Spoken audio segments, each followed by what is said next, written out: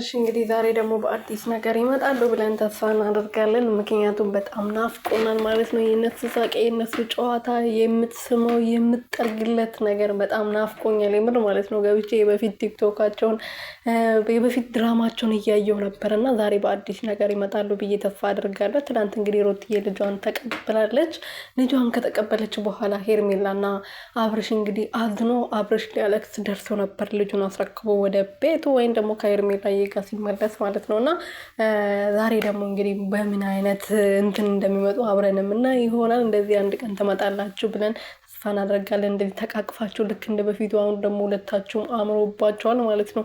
በተለይ ሩትዬ ይለያል። ትላንት ደግሞ ፀጉሯን ተሰርታ እንግዲህ የሚገርም ቪዲዮ ፖስት አድርጋ ነበረ፣ ፖስተዋ ላይ ማለት ነው፣ ቲክቶክ ላይ።